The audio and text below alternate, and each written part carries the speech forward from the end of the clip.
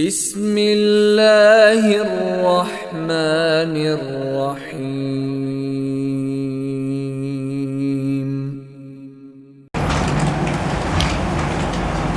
السلام عليكم ورحمة الله وبركاته.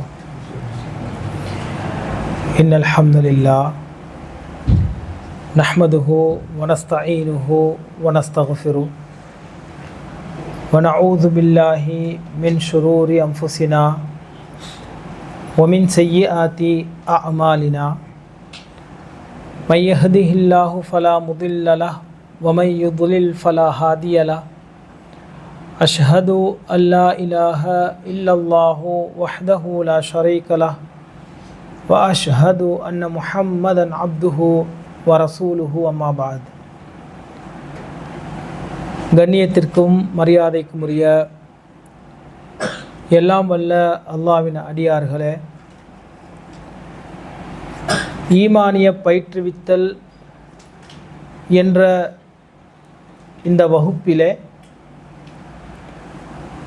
13 தலைப்புகளில் 13 பாடங்களை நானும் நீங்களும் கற்றிருக்கின்றோம். நானும் நீங்களும் கற்றுக்கொண்ட அந்த பாடங்களுக்கு அமைய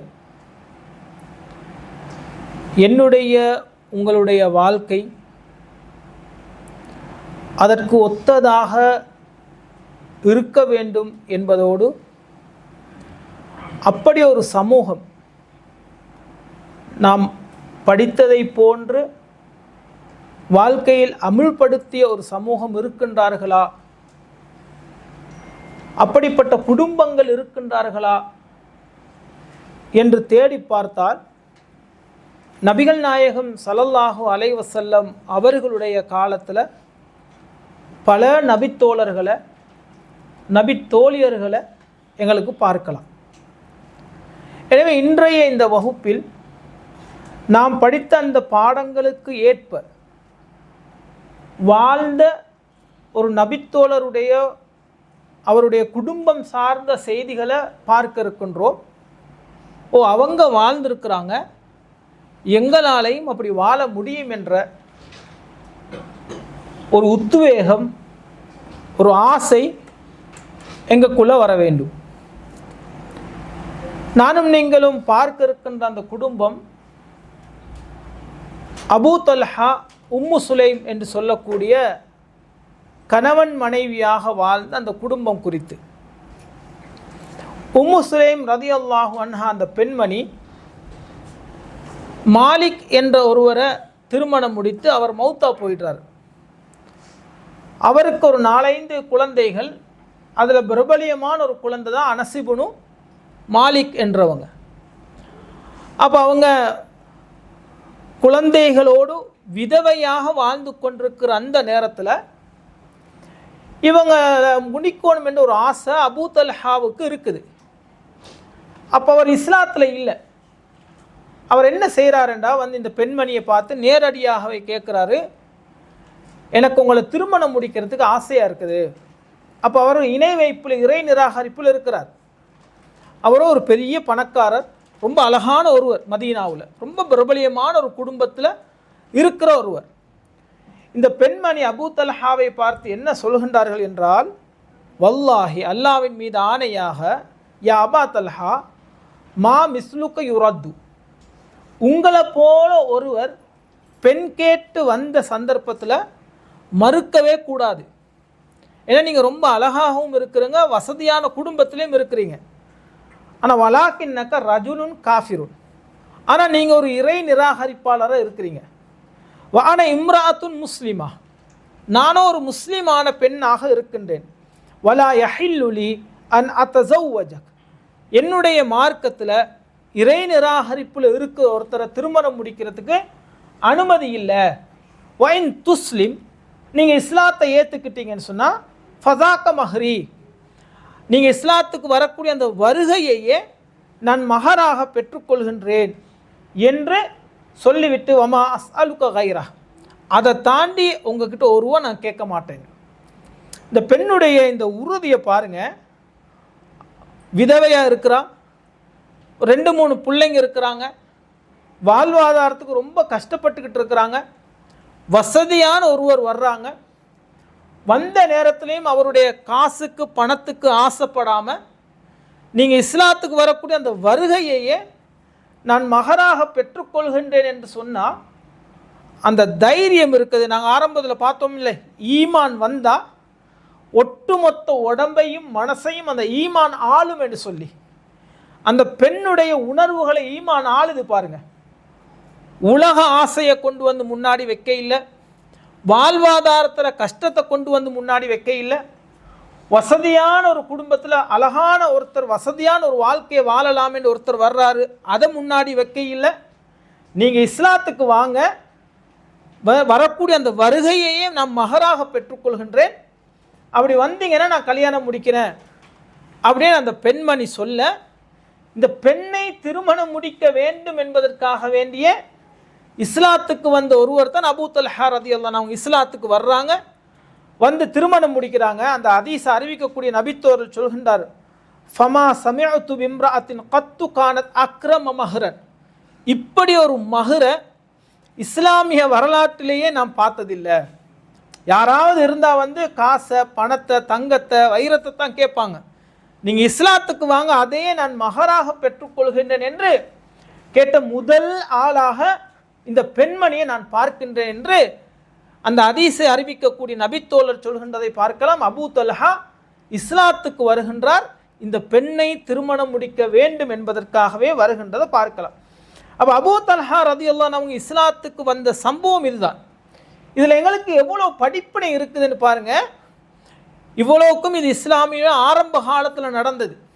ஆனால் அந்த பெண்ணுடைய உறுதியை பாருங்கள், எனக்கு என்ன கஷ்டம் என்ன நடந்தாலும் நீங்கள் என்னை திருமணம் முடிக்காட்டியும் சரி, இதை விட்டுட்டு நான் உங்கள் பக்கம் வரமாட்டேன். அப்போ இஸ்லாம் அந்த பெண்ணுடைய அந்த ஈமான் அந்த பெண்ணுடைய மொத்த உணர்வுகளையும் ஆளுது. அபூ தல்ஹா ரலியல்லாஹு அன்ஹு அவர்களும் இஸ்லாத்தை ஏற்றுக்கொள்வதற்கு இந்த பெண்மணி துணையாக உறுதுணையாக இருக்கின்றதை எங்களுக்கு பார்க்கலாம். அப்போ இவர் இஸ்லாத்துக்கு வர்றார், இதுதான் காரணம். ஆனால் இஸ்லாத்தில் சொர்க்கத்துக்கு நன்மாராயம் சொல்லப்பட்ட அந்த நபித்தோழர்களுடைய லிஸ்ட்டில் அபூ தல்ஹாவும் இருக்கிறாங்க, இந்த பெண்மணியும் இருக்கிறாங்க.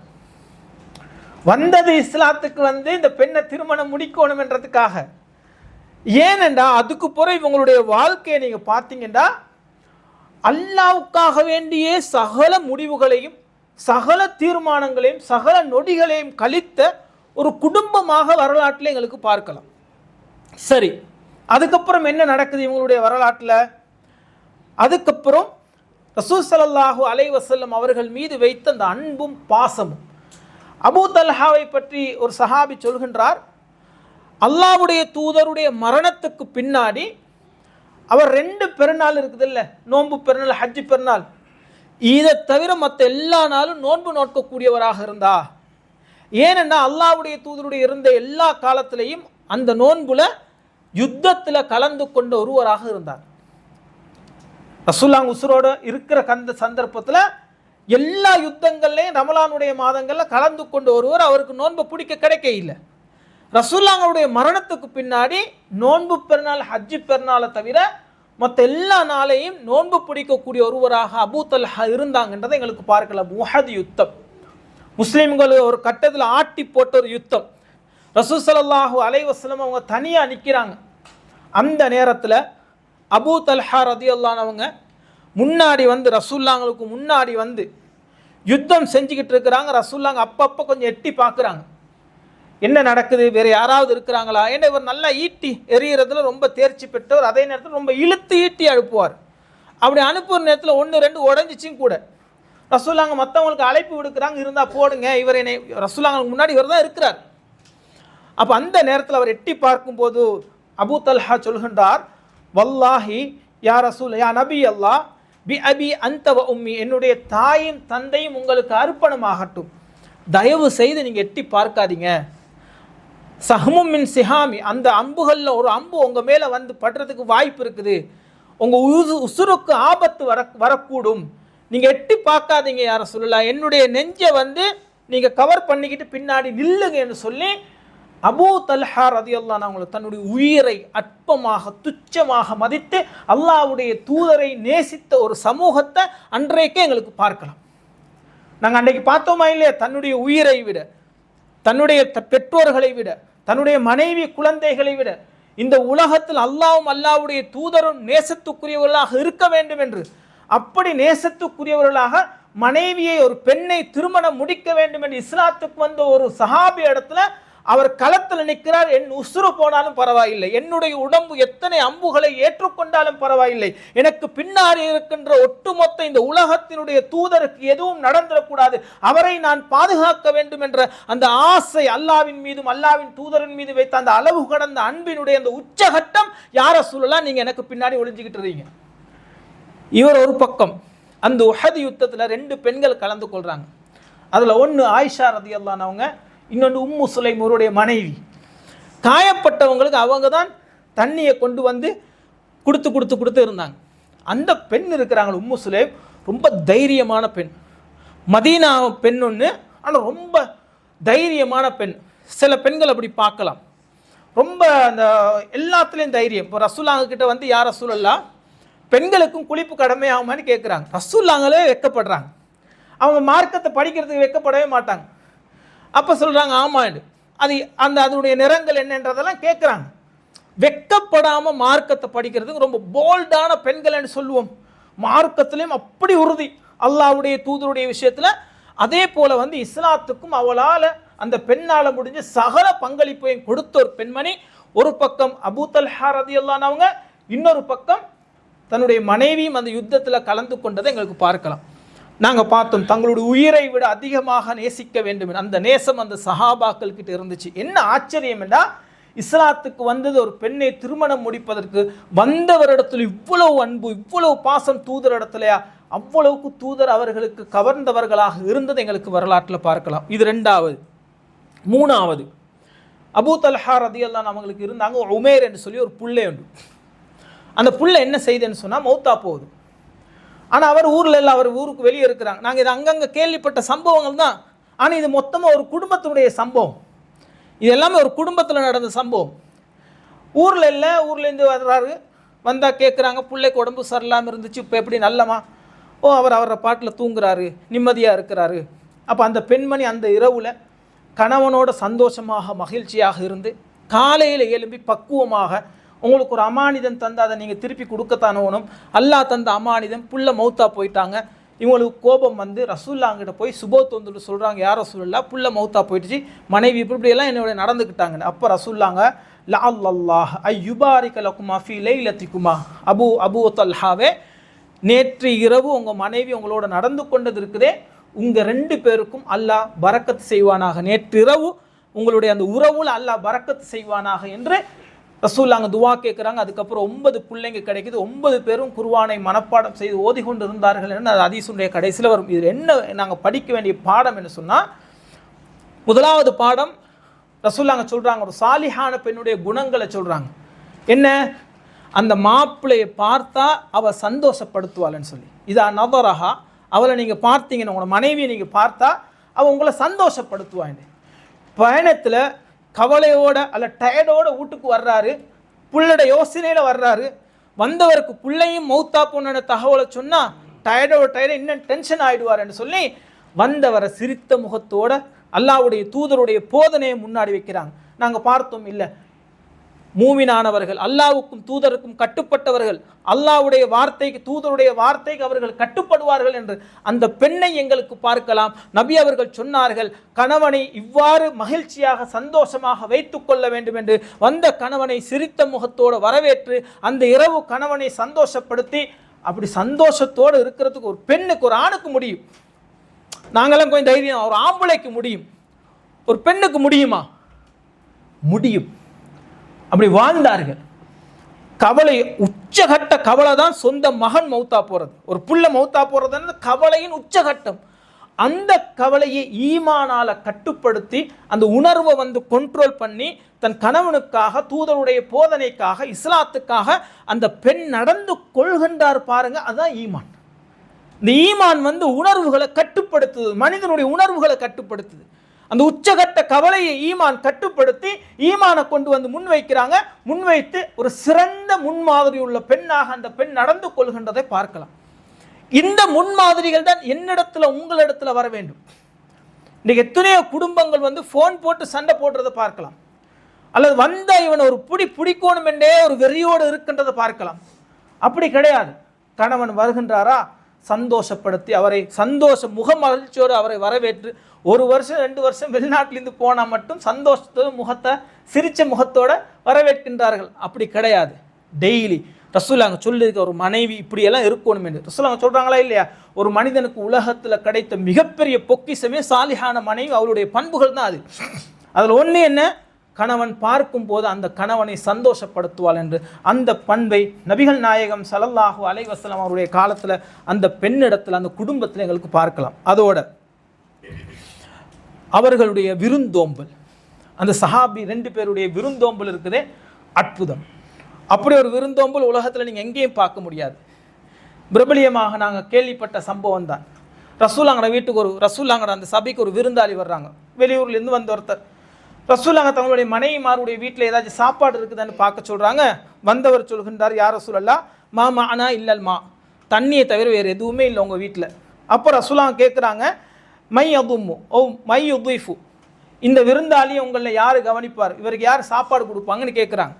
உடனே அபூ தல்ஹா அன்சாரிகள் உள்ள, யார் ரசூலுல்லாஹ், நான் வீட்டுக்கு கூட்டிகிட்டு போகிறேன்னு சொல்லி வீட்டுக்கு கூட்டிகிட்டு போகிறாங்க. வீட்டில் என்ன இருக்குது ஏது இருக்குது ஒன்றுமே தெரியாது. போய் மனைவி கிட்ட கேட்ட அவங்க சொல்கிறாங்க வந்து, எங்களோட பிள்ளைங்களுடைய சாப்பாடு மட்டும்தான் இங்கே இருக்குது, வேறு எந்த சாப்பாடுமே இல்லை. அப்போ இவர் சொல்கிறாரு வந்து, இது ரசூலுல்லாஹ்வுடைய விருந்தாளி, நாங்கள் இவங்களை கண்ணியப்படுத்தி தான் ஆகணும். நீங்கள் என்ன செய்யுங்கன்னு சொன்னால் பிள்ளைங்களை தூங்க வைங்க, ஏதாச்சும் சாக்கு போக்கு சொல்லி. நீங்களும் என்ன செய்யுங்கன்னு சொன்னால் சாப்பாடை கொண்டு வந்து வச்சு நாங்கள் 2 பேரும் உட்காந்து சாப்பிடும்போது அந்த விளக்கை சரி செய்கிறது போல் விளக்கை அணைச்சிடுங்க, மொத்தமாக அவருக்கு போட்டு அவரை நாங்கள் சாப்பிட வச்சுடுவோம் அப்படின்னு சொல்லி அதே போல் பிள்ளைங்களை உறங்க வைக்கிறாங்க. சாப்பாடை கொண்டு வந்து வைக்கிறாங்க. வச்சு அந்த சாப்பிடும் போது விளக்க செய்கிறது போல் விளக்கை அணைச்சி விடுறாங்க. அந்த விருந்தாளி சாப்பிட்றார். அடுத்த நாள் ரசூலுல்லாஹ்வுடைய சபைக்கு போகும்போது ரசூலுல்லாஹ் சொல்கிறாங்க, பஹிகல்லாஹ், அபூ தல்ஹாவே, நேற்றிரவு நீங்களும் உங்கள் மனைவியும் நடந்து கொண்ட விதத்தை பார்த்து அல்லாஹ் சிரித்தான், அல்லாஹ் சந்தோஷப்பட்டான், அல்லது ஓ அஜிப் அல்லாஹ், அல்லாஹ் ஆச்சரியப்பட்டான். இப்படியும் என்னுடைய அடியார்களில் மனிதர்கள் இருப்பார்களா? என்னை ஏற்றுக்கொண்டவர்கள், என் தூதரை ஏற்றுக்கொண்டவர்கள், மறுமையை ஏற்றுக்கொண்டவர்கள், அல்லாஹ்வையே சிரிக்க வைக்கிற அளவுக்கு, அல்லாஹ்வையே ஆச்சரியப்பட வைக்கிற அளவுக்கு ஒரு குடும்பம் இருந்ததை எங்களுக்கு பார்க்கலாம். இன்னைக்கு சொந்த தாய்க்கு சாப்பாடு கொடுக்கறதுக்கு நானும் நீங்களும் யோசிக்கிற காலம், சொந்த தகப்பனுக்கு எக்ஸ்ட்ரா ஏதாவது ஒரு கறித்துண்டை கொடுக்கறதுக்கு யோசிக்கிற காலம். வீட்டில் யாராவது ஒரு விருந்தாளி வந்தால் பிள்ளைங்களுக்கு வச்சுட்டு தான் அவங்கள கவனிக்கிறத எங்களுக்கு பார்க்கலாம். மொத்தமாக சாப்பிட்டா என் பிள்ளைக்கு இல்லாமல் போயிடுமே அப்படின்னு சொல்லி பிள்ளைய நாங்கள் கவனிப்போம். ஆனால் பெற்றோர்களை, வீட்டில் இருக்கிற மற்றவர்களை, விருந்தாளிகளை ரொம்ப உச்சகட்டதான் நாங்கள் வரவேற்கிறோம்னு கேட்டால் இல்லை. ஒரு காலத்தில் நிறைய விருந்தோம்பல்கள் இருந்துச்சு வீடுகளில். இன்றைக்கு அந்த விருந்தோம்பலை பார்க்கவே முடியலையே. இல்லாமல் போயிடும், நிறைய செலவு பண்ணிடுவோம், எங்களுக்கு ஒன்றுமே இல்லாமல் போயிடும் என்ற பயம் எங்களோட மக்களுக்கு இன்றைக்கு இருக்கின்றதை பார்க்கலாம். ஆனால் அந்த பெண்மணி, இதில் இன்னொரு சட்டமும் இருக்குது. நிறைய பேர் கேட்குறது வந்து, கணவன் மனைவி வீட்டுக்கு விருந்தாளிகள் யாராச்சும் வந்தால் அவங்களோட உட்காந்து சாப்பிட முடியுமான்னு சொல்லி. தாராளமாக சாப்பிடலாம். இது ஒரு சம்பவம். இன்னும் எத்தனையோ சம்பவங்கள் இருக்குது. இந்த சம்பவம் என்ன சொல்லுதுன்னா, ஒரே சபையில் ஒரே இது பாயில் உட்காந்து சாப்பிட்றாங்க. என்ன ஒழுக்கமாக இஸ்லாமிய ஆடையோட தாராளம். அந்த பெண் தானே விளம்புறா சாப்பாடை. அன்றைக்கு எங்களோட வீடு மாதிரி 3-4 காமரை, ரூமு, பெரிய வாசல்கள், மறைச்சி நிற்கிறதுக்கு ஒளிச்சு நிற்கிறதுக்கு ஒன்றுமே கிடையாது. அப்போ அந்த பெண் தான் விளம்புறாங்க. அப்போ இந்த சம்பவத்தை பாருங்க. உச்சகட்ட விருந்தோம்பல். குழந்தைகள், பசியில் இருந்த குழந்தைகளை படுக்க போட்டுட்டு தானும் தன்னுடைய கணவனும் வந்து பசியில் இருந்து வந்த விருந்தாளியை வயிறார சாப்பிட வைக்கிற அந்த உணர்வு இருக்குது. ரசூலுல்லாஹ் சொல்றாங்க, மங்கான யுமினு பில்லாஹி வல் யௌமில் ஆகிர், அல்லாஹ்வையும் நாளை மறுமை நாளையும் உங்களில் யார் நம்பிக்கை கொள்கின்றார்களோ ஃபல் யுக்ரிம் தைஃபா, விருந்தாளியை அவர்கள் கண்ணியப்படுத்தட்டும் என்று ரசூலுல்லாஹ் சொன்ன அந்த ஹதீஸ் இருக்குதே. மறுமையை நம்பிக்கை கொண்டார்கள், அல்லாஹ்வை நம்பிக்கை கொண்டார்கள், அவர்களுடைய ஈமான் உள்ளத்தில் ஆழமாக அச்சாணியாக பதிவாக இருந்தது. அல்லாஹ்வுடைய தூதருடைய விருந்தாளி வருகின்றார்கள், தங்களுடைய உச்சகட்ட விருந்து விசாரத்தை அந்த விருந்தாளியை கவனித்து அனுப்புகின்றார். படைத்த ரப்பே, என்னுடைய படைப்புல நான் படைத்த அடியார்களில் இப்படியும் மனிதர்கள் இருக்கின்றார்களா? என்னை ஏற்றுக்கொண்டவர்கள், தூதரை ஏற்றுக்கொண்டவர்கள், தூதருடைய போதனையை இந்த அளவுக்கும் உயர்வாக நினைத்து அதை கடைபிடிக்கின்றவர்கள் இருக்கின்றார்களே என்று சிரிக்கின்ற அளவுக்கு, ஆச்சரியப்படுகின்ற அளவுக்கு அந்த சஹாபாக்களுடைய செயல்கள் இருந்ததை எங்களுக்கு பார்க்கலாம். எங்களாலேயும் முடியும், எங்க குடும்பங்களாலேயும் முடியும். எப்ப ஈமான் முன்னுக்கு வந்து நிற்கும். அந்த பெண்ணுடைய உணர்வை கட்டுப்படுத்துது. அபூ தல்ஹாவுடைய உணர்வை ஈமான் கட்டுப்படுத்துது. பசியை கட்டுப்படுத்துது, தாகத்தை கட்டுப்படுத்துது, புள்ள மேல வச்ச அன்பை கட்டுப்படுத்துது. இது அத்தனையும் கட்டுப்படுத்தி கொண்டு வந்து எதை முன்னாடி நிறுத்துறாங்கன்னு சொன்னா, ஈமான கொண்டு வந்து முன்னாடி நிறுத்துறாங்க. இந்த ஈமானிய பயிற்சி தான் என்னுடைய உங்களுடைய வாழ்க்கையில் வர வேண்டும். சிறந்த முன்மாதிரி உள்ள குடும்பமாக அபூ தல்ஹாவை, உம்மு சுலைமைகளுக்கு பார்க்கலாம். இது போக ஒரு நாள் அபூ தல்ஹா வீட்டுக்கு வர்றாரு. வந்து மனைவியை பார்த்து சொல்றாங்க, உம்மு சுலைம், ரசூலுல்லாஹ்வுடைய வயசை நான் கேட்டேன். சமிஅத்து கௌல ரசூல் சௌத்த ரசூல் இல்லா, ரசூலுல்லாஹ்வுடைய வயசை கேட்டேன். ஆரிஃபு, அது வந்து ரொம்ப பலவீனமா, ரொம்ப டயர்டான வயசாக இருந்துச்சு. ஆரிஃபு ஃபிஹில் ஜூ, அவருக்கு ரொம்ப பசியாக இருக்கும் போல நான் உணர்றேன். அவங்களுடைய வயசே காட்டி கொடுக்குது, அவங்களுக்கு பசி போல, சாப்பிட இல்லை போல. உங்கள்கிட்ட ஏதாச்சும் இருக்குதா, இந்த கமின்ஷை ஏதாச்சும் சாப்பாடு இருக்குதான்னு கேட்குறாங்க. அப்போ அவங்க சொல்கிறாங்க, கோதுமையால் செய்யப்பட்ட, வாட்கோதுமையால் செய்யப்பட்ட சில ரொட்டி துண்டுகள் இருக்குது. அப்போ அனஸ் ரலியல்லாஹு அன்ஹு அவங்கள பிடிச்சி என்ன செய்கிறாங்கன்னா, அவங்களுடைய ஒரு புடவை துணி ஒன்று எடுத்து அதை வச்சு, அந்த ரொட்டியும் வச்சு ரசூலுல்லாஹ் கிட்ட கொடுத்து அனுப்புகிறாங்க.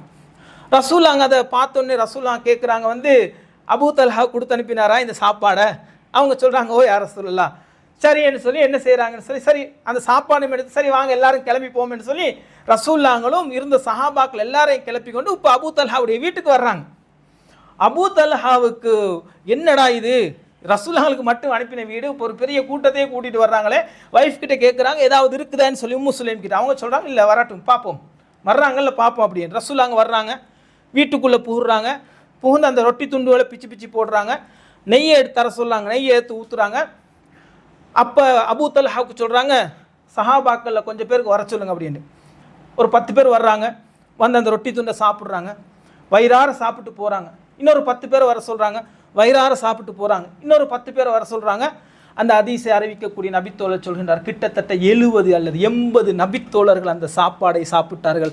அதுக்கு மேலேயும் அந்த சாப்பாட்டில் உணவு இருந்துச்சு. ரசூலுல்லாஹ்களும் வயிறார சாப்பிட்டு, சஹாபாக்களும் வயிறார சாப்பிட்டு சென்றதை எங்களுக்கு பார்க்கலாம். என்ன அது ஹதீஸில் சொல்கிறத பார்க்கலாம். ஒருத்தருடைய வயசை வச்சு இவர் பசியில் இருக்கிறார்ன்றதை கண்டுபிடிக்கிறது இருக்குதே. சில பேர் அப்படி தானே, சில பேர் இது கேட்க மாட்டாங்க, பசின்னு சொல்ல மாட்டாங்க. ஆனால் முகத்தை பார்த்தா பசியினுடைய அந்த அந்த அந்த அந்த வாடை தெரியும். நோன்பு காலத்தில் தெரியுதா இல்லை, எங்களோட முகத்தை பார்த்தா நோன்பு துறந்ததுக்கு பிறகு ஒரு உற்சாகம் இருக்கும். 6 மணி 6:15 முகத்துடைய அந்த வடிவத்தில் வச்சுக்கலாம், பார்க்கலாம், ஓ இவன் இன்றைக்கு சாப்பிட இல்லை, இவன் பசியில் இருக்கிறான் அப்படின்னு. அப்படி எப்போவாவது யாராவது ஒருத்தருடைய வயசை வச்சு, முகத்தை வச்சு, முகத்தினுடைய வடிவத்தை வச்சு நானும் நீங்களும் சாப்பாடுகள் கொடுத்துருக்குறோமா? அபூ தல்ஹா கேட்குற உணர்றார், ரசூலுல்லாஹ் பசியில் இருக்கிறாங்க போல. ரசூலுல்லாஹ்களும் தனியே சாப்பிட்டாங்களா கொண்டு வந்து கொடுத்ததை? எவ்வளோ பெரிய முன்மாதிரின்னு பாருங்க. வாங்க எல்லாரும் கிளம்பி போக கிட்ட பார்த்தா அந்த வந்து அபூ தல்ஹா சாப்பாடு இருக்குதான்னு வந்து கேட்டதுக்கு காரணம் இருக்குது. வர்றது வந்து ஒரு 2 பேர் 3 பேர் இல்லை, 70 பேர் 80 பேர். சும்மா பாருங்களேன், கிட்டத்தட்ட வந்து ஒரு எங்களோட ஊர் பார்த்தா ஒரு 5 பேருக்கு ஒரு சஹான்னு சொன்னாலும் கிட்டத்தட்ட ஒரு 14-15 சஹான். 15 சஹான்னு சொன்னால் எவ்வளோ நிறைய சாப்பாடு வேணும் அவங்களுக்கு சாப்பிட்றதுக்கு. அதுவும் வந்து ஆண்கள் வர்றது, பெண்களும் அல்ல, நல்ல வயிறார சாப்பிடுவோம் போகணும். அந்த பெண்ணுடைய தைரியத்தை பாருங்க, வரட்டும் பார்ப்போம், வரட்டும் அப்படின்னு சொல்லி. அப்போ இதுதான் முன்மாதிரி. விருந்தோம்பல்ல அவங்க அவ்வளவு. இன்றைக்கும் மதீனா நபித்தோழர்களுக்கு என்ன பேர்? அன்சாரிகள் தான் பேர். அன்சாரிகள் சொன்னால் உதவி செய்யக்கூடியவர்கள், அரவணைக்கக்கூடியவர்கள். விருந்து பஜாரத்தில் உச்சகட்டத்தில் இருந்த நபித்தோழர் தான் அன்சாரி. அதற்கு சிறந்த முன்மாதிரி இந்த அபூ தல்ஹாவும் அவருடைய மனைவியும் ரசூலுல்லாஹ்வுடைய சஹாபாக்களும் வர்றாங்க, வயிறார சாப்பிட்டு போறாங்க. முகத்தில் எந்த கவலையும் இல்லை, முகத்தை சுளிக்க இல்லை. இவ்வளவு கூட்டத்தை கூட்டிட்டு வர்றாரே என்று அவங்க ஆதங்கப்பட இல்லை. அல்லாஹ்வுடைய தூதர் வருகின்றார், சந்தோஷமாக அவர்களை மகிழ்வாக உட்கார வச்சு கவனிச்சு அனுப்பினதை எங்களுக்கு பார்க்கலாம். அதே போல ஒரு நாள் சில சஹாபா ஒரு முயலை வந்து விரட்டிட்டு போறாங்க, அதை பிடிக்கிறாங்க. அபூ தல்ஹாவுக்கு கொண்டு கொடுக்குறாங்க, சமைச்சு எங்களுக்கு தாங்கன்னு. அபூ தல்ஹா என்ன செய்கிறாருண்டா ரலியல்லாஹு அன்ஹு சமைச்சு ரசூலாங்களுக்கும் கொண்டு போய் கொடுக்குறாங்க, தொடையில் ஒரு துண்டை. அது ரசூலாங்க சாப்பிட்டதாக ஹதீஸில் வருது. ஏன்னா அவங்கள வீடும் ரசூலாங்க அந்த பள்ளியும் முன்னாடி தான் இருந்துச்சு.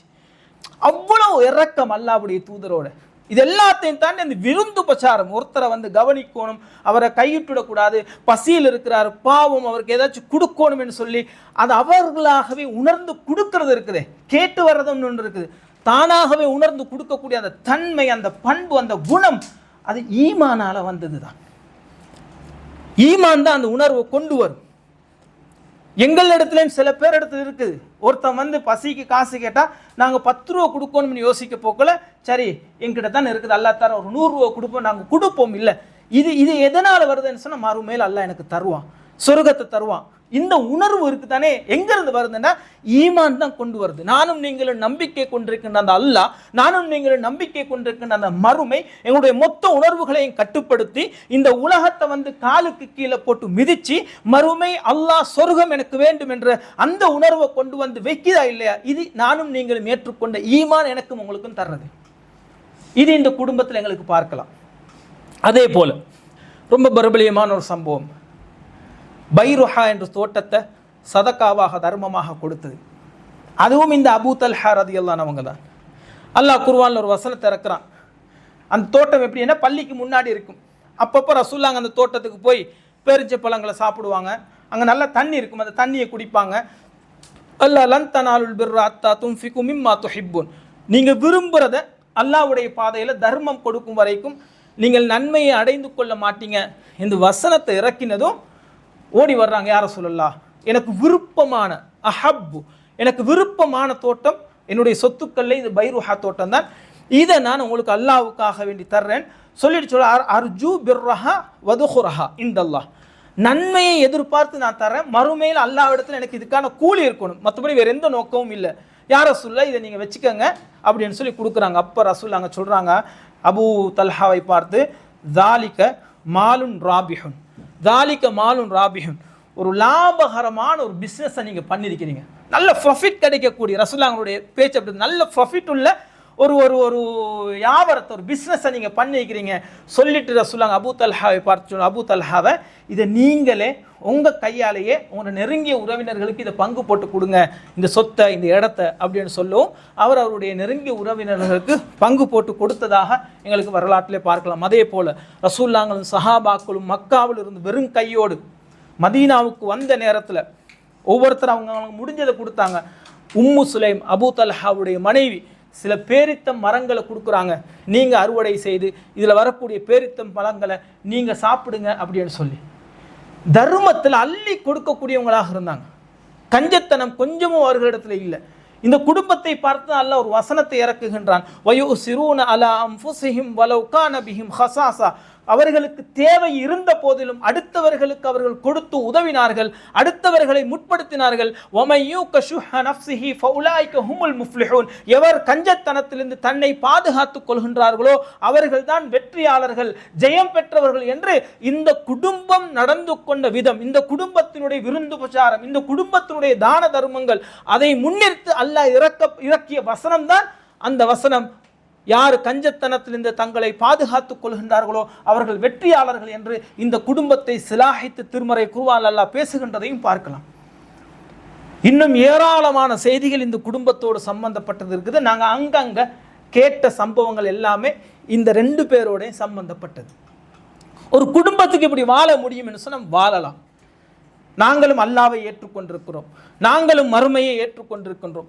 எங்களாலையும் இப்படி ஒரு இஸ்லாமிய குடும்பமாக, ஈமானிய குடும்பமாக, மறுமைக்காகவே சிந்திக்கின்ற, மறுமைக்காகவே பார்க்கின்ற, மறுமைக்காகவே நடக்குகின்ற, மறுமைக்காகவே அசைகின்ற கைகளாக எங்களுடைய மொத்த உடம்பையும் மாற்ற முடியும் என்று சொன்னால் மாற்ற முடியும்.